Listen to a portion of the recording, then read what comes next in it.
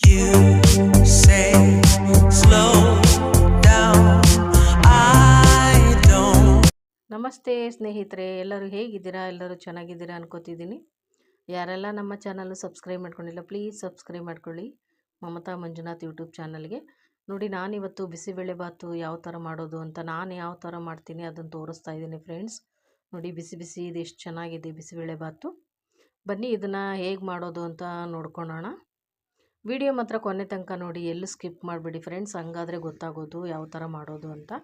ನೋಡಿ, ನಾನು ಈಗ 1 ಕಪ್ಪು ಅಕ್ಕಿ ತೊಗೊಂಡಿದ್ದೀನಿ, 3/4 ಕಪ್ಪು ತೊಗರಿಬೇಳೆ ತೊಗೊಂಡಿದ್ದೀನಿ ಫ್ರೆಂಡ್ಸ್. ಅಕ್ಕಿ ಅಂದರೆ ಮನೇಲಿ ಊಟ ಮಾಡ್ತೀವಲ್ಲ, ಮಾಮೂಲಿ ಅಕ್ಕಿ, ಆ ಅಕ್ಕಿ ತೊಗೊಂಡಿದ್ದೀನಿ 1 ಕಪ್ಪು. ನೋಡಿ, ಕುಕ್ಕರ್ ತೊಗೊಂಡಿದ್ದೀನಿ, ಕುಕ್ಕರಲ್ಲಿ ಅಕ್ಕಿ, ಶೇಂಗಾ ತೊಗೊಂಡಿದ್ದೀನಿ ಸ್ವಲ್ಪ. ಶೇಂಗಾ ರಾತ್ರಿ ನೆನೆಸ್ಬಿಟ್ಟು ಹಾಕ್ಬೋದು ಫ್ರೆಂಡ್ಸ್, ನಾನು ಹಾಗೆ ಹಾಕ್ತಿದ್ದೀನಿ. ಬಟ್ ಇದರಲ್ಲೇ ಹಾಕಿದ್ರು ಬೇಯ್ಕೊಳ್ಳುತ್ತೆ ಜೊತೆಗೆ, ಹಂಗಾಗಿ ಇದರಲ್ಲೇ ಹಾಕ್ತಾಯಿದ್ದೀನಿ. ಅದು ನೈಟು ನೆನೆಸಿಡಬೇಕಿತ್ತು, ಮರ್ತೋಯ್ತು. ಹಂಗಾಗಿ ನೋಡಿ, ಈಗ ಅಕ್ಕಿ 3/4 ಕಪ್ಪು ತೊಗರಿಬೇಳೆ ಹಾಕ್ತಿದ್ದೀನಿ. ನೋಡಿ, ಇವಿಷ್ಟನ್ನು ಕ್ಲೀನಾಗಿ ವಾಶ್ ಮಾಡಿ ಇಟ್ಕೋಬೇಕು.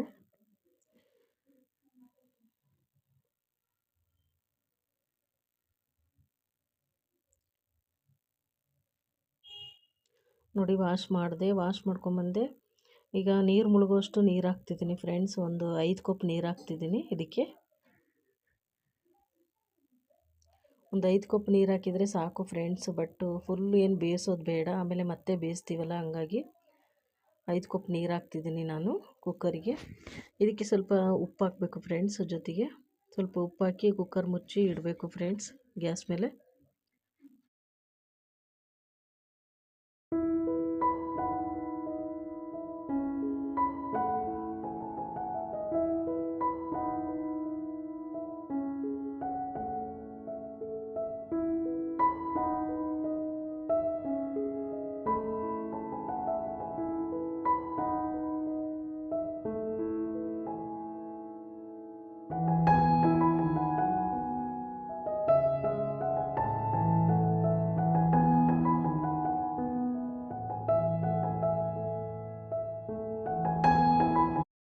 ನೋಡಿ, 2 ವಿಷಿಲ್ಲು ಕೂಗಿಸ್ಕೊಂಡಿದ್ದೀನಿ ಕುಕ್ಕರಲ್ಲಿ.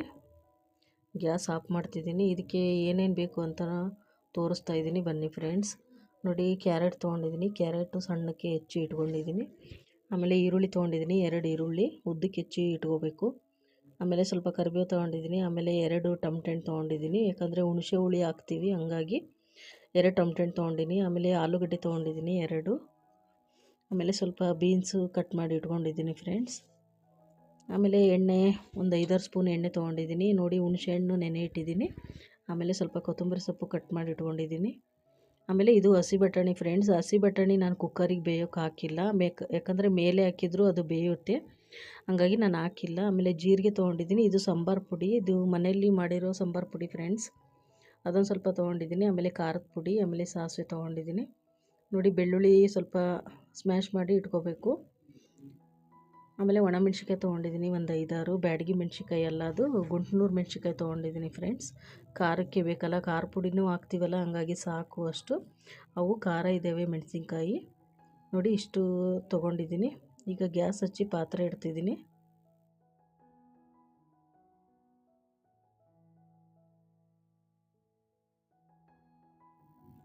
ನೋಡಿ ಫ್ರೆಂಡ್ಸ್, ಈಗ ಪಾತ್ರೆ ಕಾದಿದೆ.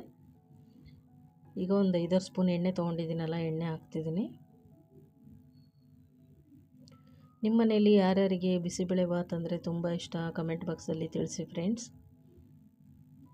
ನೋಡಿ, ಎಣ್ಣೆ ಕಾದಿದೆ, ಸಾಸಿವೆ ಹಾಕ್ತಿದ್ದೀನಿ, ಸಾಸಿವೆ, ಜೀರಿಗೆ.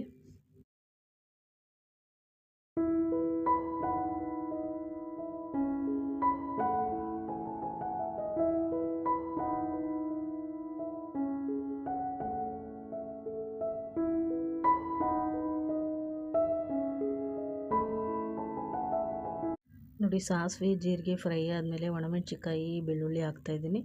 ಬಟ್ ಉರಿ ಸ್ವಲ್ಪ ಕಮ್ಮಿನೇ ಇಟ್ಕೊಳ್ಳಿ ಗ್ಯಾಸಿಂದು, ಹಂಗಾದರೆ ಒಣಮೆಣ್ಸಿಕಾಯಿ ತುಂಬ ಫ್ರೈ ಆಗಿಬಿಡುತ್ತೆ, ಟೇಸ್ಟ್ ಸಿಗಲ್ಲ. ಹಂಗಾಗಿ ನೋಡಿ, ಈರುಳ್ಳಿ ಕರಿಬೇವು ಹಾಕಿದೆ.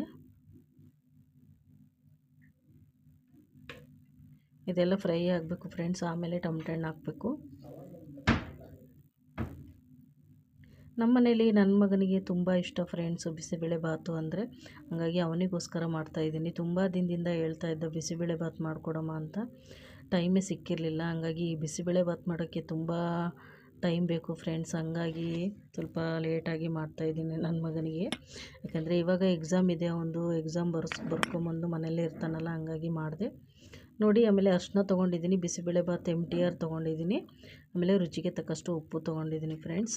ನಾನು ಯಾವಾಗಲೂ MTR ಪೌಡ್ರೇ ಹಾಕಿ ಮಾಡೋದು ಫ್ರೆಂಡ್ಸ್. ಬಿಸಿಬೇಳೆ ಬಾತು ಚೆನ್ನಾಗಿರುತ್ತೆ MTR ಪೌಡ್ರು ನೋಡಿ. ಸ್ವಲ್ಪ ಉಪ್ಪು ಹಾಕ್ತಿದ್ದೀನಿ, ಎಲ್ಲ ಫ್ರೈ ಆಗಿದೆ, ಟಮಟೆ ಹಣ್ಣು ಈರುಳ್ಳಿ ಎಲ್ಲ ನೋಡಿ. ಸ್ವಲ್ಪ ಅರಿಶಿನ ಹಾಕ್ತಾಯಿದ್ದೀನಿ ಫ್ರೆಂಡ್ಸ್ ನೋಡಿ. ಎಲ್ಲ ಫ್ರೈ ಆಯಿತು. ಈಗ ಇದಕ್ಕೇ ತರಕಾರಿಗಳು ಹಾಕಬೇಕು. ಈ ತರಕಾರಿ ನಾನು ಕ್ಯಾರೆಟು, ಬೀನ್ಸು, ಆಲೂಗಡ್ಡೆ, ನಾನು ತೊಗರಿಬೇಳೆ, ಅಕ್ಕಿ ಹಾಕಿದ್ನಲ್ಲ, ಅದರಲ್ಲೇ ಹಾಕ್ಬೇಕಿತ್ತು ಫ್ರೆಂಡ್ಸು ಕುಕ್ಕರಲ್ಲಿ. ಬಟ್ ಅದು ಮರ್ತೋಗ್ಬಿಡ್ತು. ಏನೂ ಆಗೋಲ್ಲ, ಈಗ ಒಗ್ಗರಣೆಯಲ್ಲಿ ಬೇಯಿಸಿದರೆ ಏನೂ ಆಗೋಲ್ಲ ಫ್ರೆಂಡ್ಸ್, ಬೇಯುತ್ತೆ ಬೇಗ, ಹಂಗೇನಿಲ್ಲ. ನಾನು ಅದರಲ್ಲೇ ಹಾಕ್ತಿದ್ದೆ, ಯಾವಾಗಲೂ ಮರ್ತೋಯ್ತು. ಯಾಕಂದರೆ ಭಾಳ ದಿನದಲ್ಲಿ ಬಿಸಿಬೇಳೆ ಬಾತ್ ಮಾಡಿದ್ದು, ಹಂಗಾಗಿ ನೋಡಿ ಎಲ್ಲ ಇದರಲ್ಲೇ ಫ್ರೈ ಆಗಿ ಬೇಯ್ಕೊಳ್ಳುತ್ತೆ, ಫ್ರೈ ಆಗುತ್ತೆ ಚೆನ್ನಾಗಿ. ಈಗ ಇದಕ್ಕೆ ಸ್ವಲ್ಪ ನೀರು ಹಾಕಬೇಕು, ಹುಣಸೆ ರಸ ಹಾಕಬೇಕು ಫ್ರೆಂಡ್ಸ್ ನೋಡಿ. ಎಲ್ಲ ಫ್ರೈ ಆಯಿತು ಚೆನ್ನಾಗಿ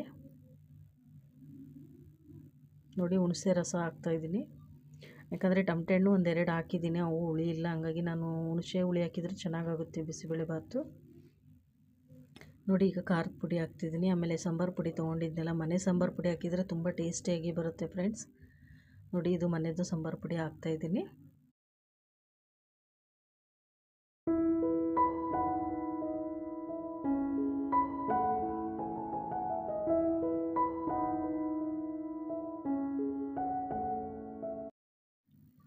ನೋಡಿ ಈಗ MTR ಪೌಡ್ರ್ ಹಾಕ್ತಾಯಿದ್ದೀನಿ, ಯಾಕಂದರೆ ಎಣ್ಣೆಲಿ ಹಾಕಿದರೆ ಈ ಪೌಡ್ರ್ ಎಲ್ಲ ಸ್ವಲ್ಪ ಫ್ರೈ ಆಗಬೇಕು ಫ್ರೆಂಡ್ಸ್, ಹಂಗಾಗಿ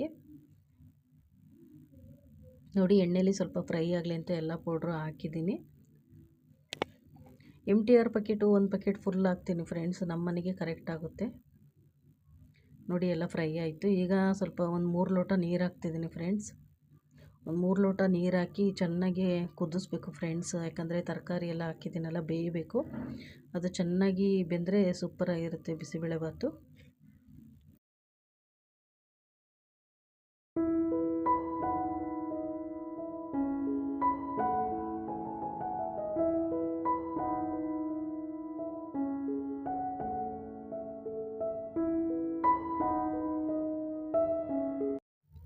ನೋಡಿ. ಇದು ಕುಕ್ಕರಲ್ಲಿ ಬೇಯಕ್ಕಿಟ್ಟಿದ್ನೆಲ್ಲ ಅಕ್ಕಿ, ತೊಗರಿಬೇಳೆ, ಆಮೇಲೆ ಶೇಂಗಾ ನೋಡಿ ಯಾವ ಥರ ಬೆಂದಿದೆ. ಇಷ್ಟು ಬೆಂದರೆ ಸಾಕು, ಆಮೇಲೆ ಮತ್ತೆ ಮೇಲೆ ಬೇಯಿಸ್ತೀವಲ್ಲ, ಕರೆಕ್ಟಾಗಿ ಆಗುತ್ತೆ ಫ್ರೆಂಡ್ಸ್ ಬಿಸಿಬೇಳೆ ಬಾತ್ ಮಾತ್ರ ನೋಡಿ. ಎಷ್ಟು ಬೆಂದಿದೆ, ಶೇಂಗಾನು ಅದರಲ್ಲೇ ಹಾಕಿದ್ನಲ್ಲ, ತೊಗರಿಬೇಳೆ ಎಲ್ಲ, ಇಷ್ಟು ಬೆಂದಿದ್ರೆ ಸಾಕು ಫ್ರೆಂಡ್ಸ್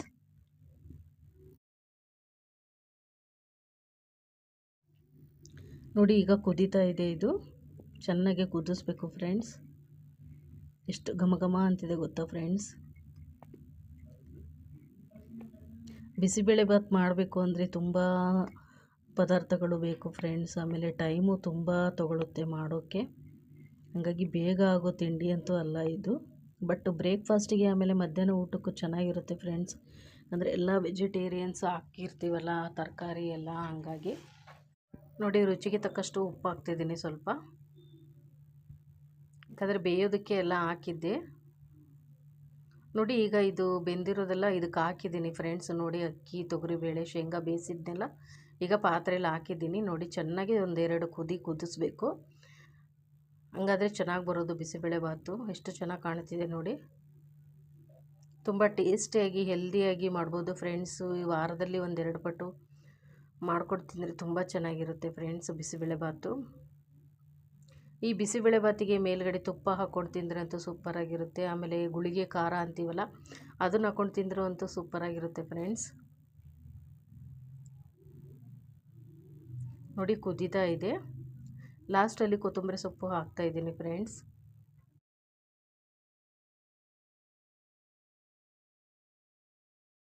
ನೋಡಿ. ಫ್ರೆಂಡ್ಸ್ ರೆಡಿ ಆಯಿತು, ಟೇಸ್ಟಿಯಾಗಿ ಹೆಲ್ದಿಯಾಗಿ ಬಿಸಿಬೇಳೆ ಬಾತು. ಬಿಸಿಬೇಳೆ ಬಾತು ಯಾವ ಥರ ಬಂದಿದೆ ನೋಡಿ ಫ್ರೆಂಡ್ಸ್. ನೀವು ಮನೇಲಿ ಟ್ರೈ ಮಾಡಿ ನೋಡಿ, ಹೇಗೆ ಬಂದಿದೆ ಕಮೆಂಟ್ ಬಾಕ್ಸಲ್ಲಿ ತಿಳಿಸಿ ಅಂತ ಕೇಳ್ಕೊಳ್ತೀನಿ.